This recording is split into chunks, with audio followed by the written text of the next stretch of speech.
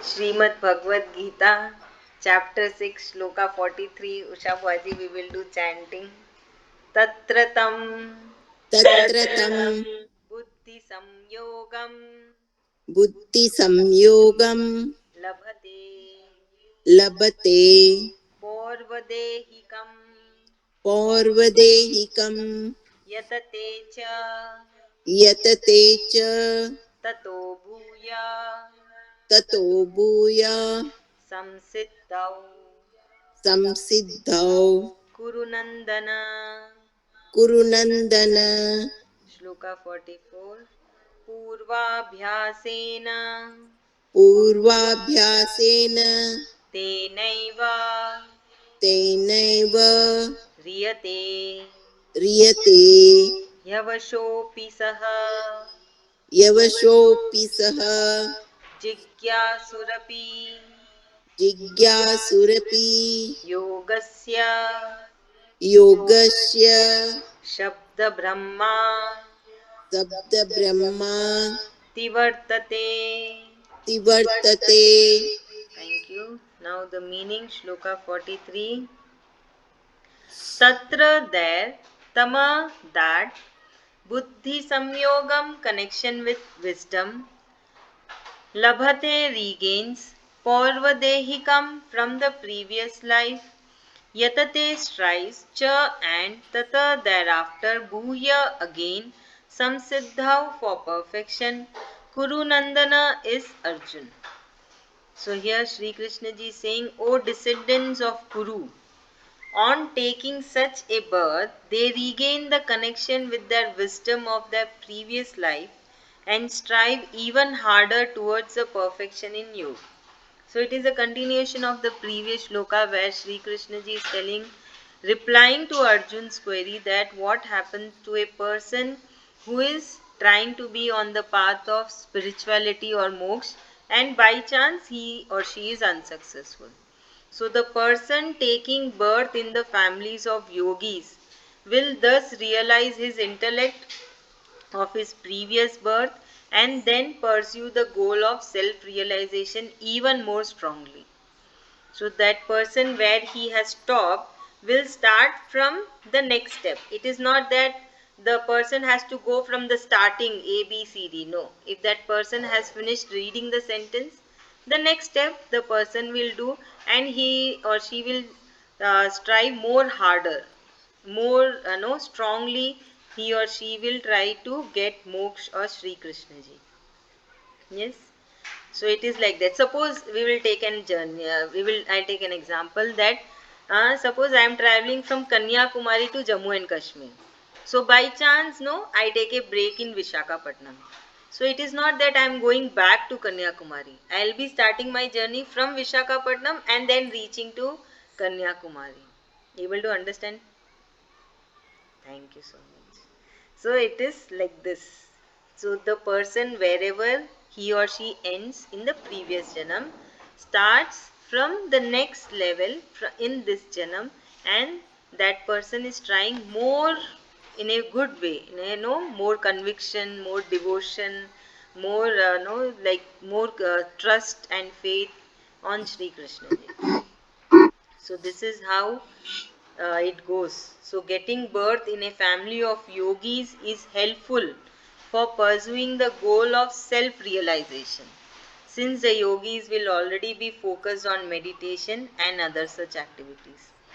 So why only yogis? Because if the person take births in some labor house, will that person be able to do the conviction or the devotion? No. Because it is by nature that whatever the family is doing, we also do. Kids also start doing the same thing. So that is the reason the person takes birth in a yogi family, because everybody will be with the same mindset. Everybody will be towards a spiritual path, no more having trust on God. So it's easy.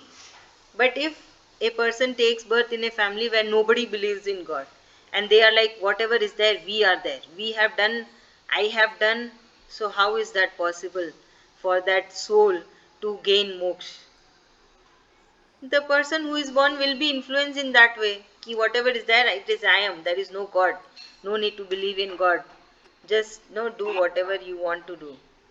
It is difficult, right? So that is why Sri Krishna ji is saying the soul will take birth in a family of yogis or no great people where they are more into spirituality, more into devotion, they do bhakti, so that it is easy for that soul to get moksha. Usha Baji. Here Sri Krishna is saying to Arjuna, those who have stopped their continuation, maybe because of some material life or for the death, they maybe stop their spirituality towards the God. They again rebirth and again continue with the yogi families.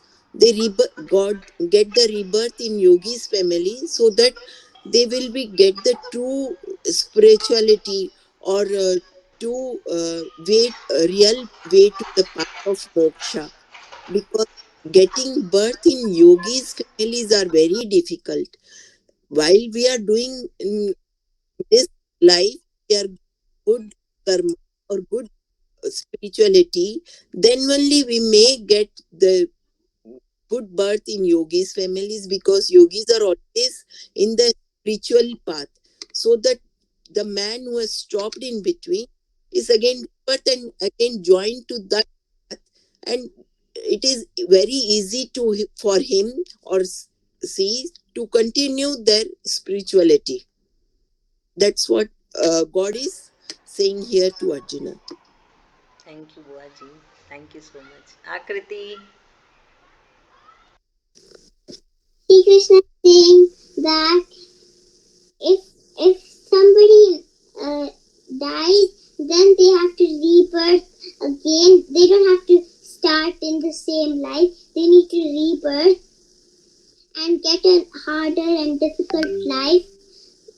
Just like that, for example, somebody is going somewhere and he she needs to take a lunch break to eat, and then she can't go back from where she came from. She continues her journey. Very good. Thank you so much. Nice. Now Shloka 44. Purva past abhyasena discipline tena by that eva certainly riyate is attracted he surely avasha helplessly api although saha that person jignashu curiosity api even yogasya about yog shabda brahma words of supreme being ati vartate go to beyond or to surpass. So here Sri Krishna ji is saying the person in his or her rebirth is drawn towards the goal of self-realization with or without his will. It is that by chance, no, that person is is going in that flow. That that person is trying hard to give moksha to this body. Are able to understand? It may be with the will or without the will, because we don't know how the body is reacting. Able to understand? So it is that it is by chance, because Sri Krishna ji gives the chance to the body to give moksha to the soul. It is the body who needs to work hard. Soul cannot do anything. Soul is just sitting inside. So giving birth in a pious family or a yogi family, then by chance that person is going in that flow. So such person usually go beyond what is expected to be achieved by the greatest of the beings in their path of self-realization. It is said that when we are born, we forget all our previous birth memories. Of course, nobody remembers what happened in the previous generation.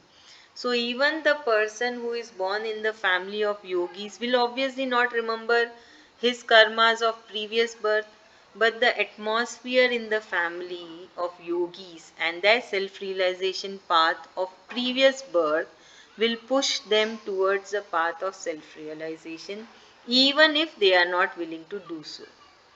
And once they realize this and start pursuing this path of self realization, they usually reach the highest state of self realization. So, initially, what happens? It is very common, you know, like initially when someone says us to worship God, to do bhakti, it is a human nature, we resist. But slowly and gradually, when we start understanding, when we start feeling the divine power, we start getting the trust and more interest towards the divine power, to worship with heart. So this is what here Sri Krishna ji is saying, that if a person is no, it is not willing to do, but the atmosphere and because of the previous karma, that person goes in that flow and pursue the path of self-realization. So it is like many things together, the previous karma, the family, the atmosphere, how the one bringing up is been done. So everything helps that body to give moksha to the soul. And it happens to the good level. It is not that no, okay, or again not successful. It is not like that. That body is able to give moksha to the soul at the greatest level. it is it is what actually Sri Krishna is only helping that body to give moksha to that soul, because it has already worked hard in the previous jana. So he is not letting it go waste. Again he is making that circumstances, that situations, that the body, no, by chance or forcefully or unwillingly or willingly with love, anything, body is trying hard to give moksha to the soul. Agriti, you understood, come on. Usha Baji. Here Sri Krishna is saying, by doing good karmas, we will get rebirth in good family so that we will continue to the good karmas. And good karmas won't go waste. Sri Krishna is making us any situation that we will go in willingly or not willingly, we will go in the good karmas and pursue the moksha to the soul in the body. The body won't do any other bad karmas because of the previous karmas which we have done very work hard for the moksha.